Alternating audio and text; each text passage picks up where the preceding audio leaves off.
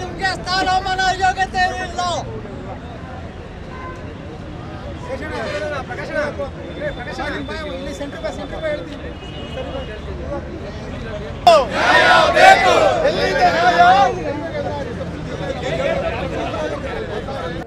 ಸುಧಾಕರ್ಗೋಸ್ಕರ ನಾವು ಗೋಬೆ ಅನ್ನಲ್ಲ, ಅವ್ರು ಇರಲೇಬಾರ್ದು.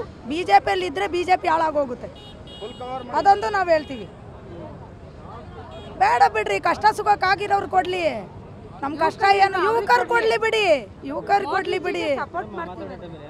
ಮೋದಿಜಿ ಗೆದ್ದಿಬೇಕು ಅಂದರೆ ಸುಧಾಕರ್ ಹೋಗ್ಬೇಕು. ಸುಧಾಕರ್ ಇದ್ದುಬಿಟ್ರೆ ಮೋದಿಜಿ ಗೆದ್ದಿಯಕ್ಕಾಗಲ್ಲ.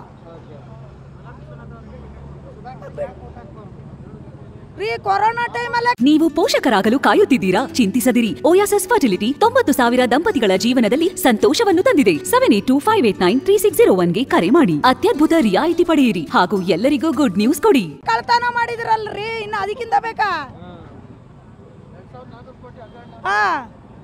2400 ಕೋಟಿ ಬೇಡ, ನಮ್ಗೆ 1 ರೂಪಾಯಿ ಕೊಟ್ಟು ನಮ್ಗೆ ಹೆಲ್ಪ್ ಮಾಡಿಲ್ಲ. ಆ ಬಚ್ಚೇಗೌಡ್ರನ್ನ ಗೆಲ್ಸಿದ್ರು ಇದೇ 5 ವರ್ಷ ಹಿಂದೆ. ಇವತ್ತುವರೆಗೂ ನೀವು ಹೆಂಗಿದ್ರ ಅಂತ ಬಂದು ಕೇಳೋರಿಲ್ಲ. ಅದೇ ನಮ್ಮ MLA ಸರ್ ಗೆಲ್ದಿಲಿ ಸೋರ್ಲಿಲ್ಲಿ, ಅವ್ರು ಯಾವತ್ತೂ ಬಂದು ನಮ್ಮ ಕಷ್ಟ ಸುಖ ನೋಡ್ತಾರೆ. ಕಷ್ಟ ಸುಧಾಕರ್ ಕೊಡೋದೇ ಇಲ್ಲ ನಾವು.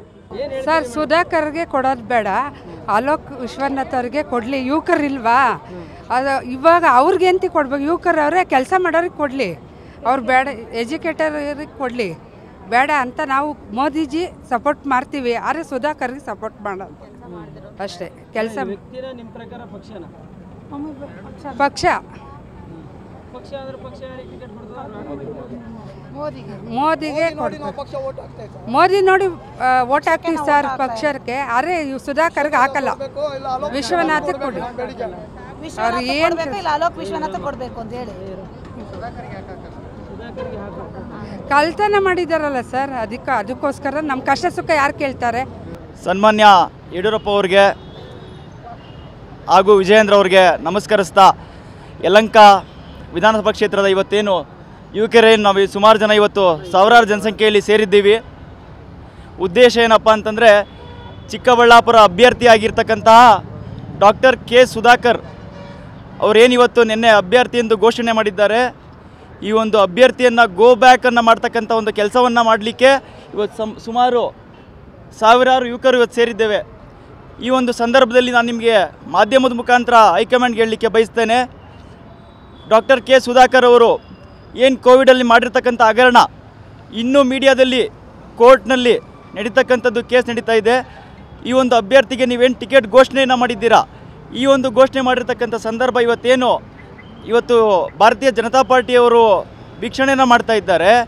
ಇವತ್ತು ಎಲ್ಲ ಯುವಕರಿದ್ದಾರೆ. ಈ ಒಂದು ಕೋವಿಡ್ನ ಹಗರಣ ಏನಾದರೂ ಸಾಬೀತಾದರೆ ಪಕ್ಷಕ್ಕೆ ತುಂಬ ಹಿನ್ನಡೆ ಆಗ್ತಕ್ಕಂಥ ಕೆಲಸ ಆಗ್ತದೆ. ಮುಂಬರ್ತಕ್ಕಂಥ ದಿನಗಳಲ್ಲಿ ಇವತ್ತು 8 ಕ್ಷೇತ್ರ ಇದೆ.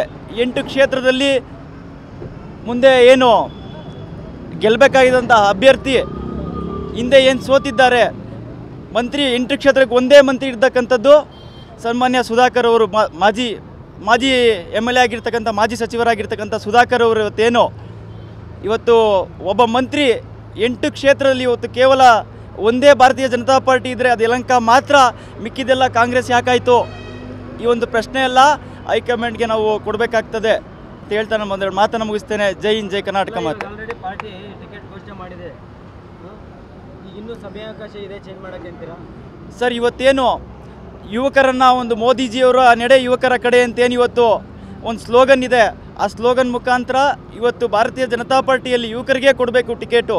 ಇವರು ಗೆದ್ದ ಮೇಲೆ ಮತ್ತೆ ಕಾಂಗ್ರೆಸ್ಗೆ ಹೋಗಲ್ಲ ಅಂತ ಏನು ಗ್ಯಾರಂಟಿ ಇದೆ? ಇವತ್ತು ಕಾಂಗ್ರೆಸ್ಸಿಂದ BJPಗೆ ಬಂದವರು BJPಯಿಂದ ಕಾಂಗ್ರೆಸ್ಗೆ ಹೋಗೋದಿಲ್ವಾ? ಈ ಥರ ನೂರಾರು ಉದಾಹರಣೆಗಳಿವೆ. ಈ ಉದಾಹರಣೆಗೆ ಇವತ್ತು ಒಂದು ಪ್ರತಿಭಟನೆ ಕಾರಣವಾಗ್ತದೆ ಅಂತ ಹೇಳಲಿಕ್ಕೆ ಬಯಸ್ತೇನೆ. ಇವತ್ತು ಪ್ರತಿಭಟನೆ ಏನಂತಂದರೆ ಗೋ ಬ್ಯಾಕ್ ಸುಧಾಕರ್ ಅವ್ರಿಗೆ ಇವತ್ತು ಏನು ಟಿಕೆಟ್ ಅನೌನ್ಸ್ ಮಾಡಿದ್ದಾರೆ, 1 ದಿವಸ ಆಗಿದೆ, ಇನ್ನೂ ಮನಸ್ಸು ಚೇಂಜ್ ಮಾಡ್ತಕ್ಕಂಥ ಒಂದು ಕೆಲಸವನ್ನು ಮಾಡಬೇಕು ಅಂತ ಇವತ್ತು ಹೈಕಮಾಂಡ್ಗೆ ಹೇಳಲಿಕ್ಕೆ ಬಯಸ್ತೇನೆ.